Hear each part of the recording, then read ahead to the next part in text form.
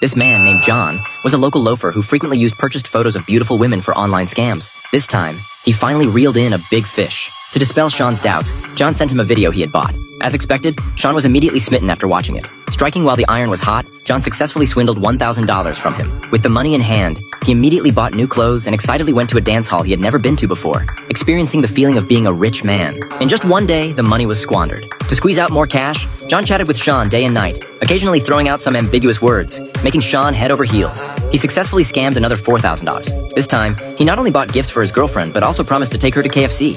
Although his wife had long noticed something was off, their relationship had already fallen apart, so she no longer asked questions.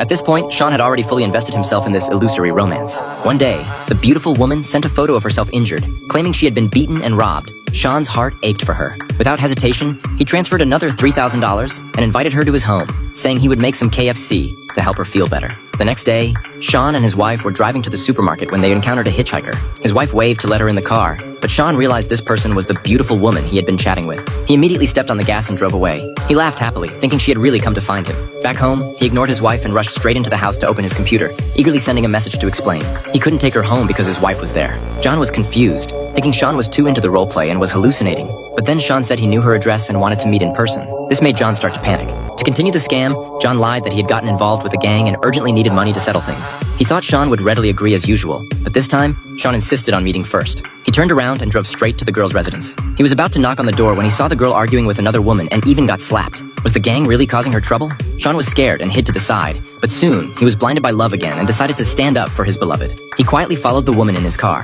When they reached the outskirts, he stepped on the gas and forced her car to stop. He didn't realize that the woman was actually just the girl's friend. Seeing the strange man suddenly appear, the woman was terrified. She turned to run, but Sean rushed up and grabbed her neck. Because he used too much force, he accidentally strangled her to death. On the other side, John was still sitting at his computer, waiting for the transfer. Sean sent a message saying he had already taken care of the trouble, and there was even a hint of pride in his tone. John sensed something was wrong, but even more terrifying things were yet to come. The police raided their scam den, and John and the others were arrested on the spot. After the investigation, the police contacted Sean and told him that the so-called beautiful woman never existed and that he had been scammed. But Sean refused to believe it. He angrily hung up the phone, ignored his wife's attempts to stop him, and went straight to the girl's residence. He mustered up the courage to knock on the door, hoping the girl could give him an explanation, but she didn't recognize him at all. He tried to approach her, but was strongly driven away and even kicked a few times. Seeing the girl screaming hysterically, he seemed to suddenly understand something. The next day, he took all his savings and went alone to John's residence. At this time, John had just gotten out of the police station and was planning to pull off another big scam with his friends. But as soon as he left, that friend quietly slipped back home and revealed his whereabouts to Sean. It turned out that Sean had long ago bribed the man with a KFC meal. Sean followed all the way and cornered John in a remote place. In the end, John paid a heavy price for his deception.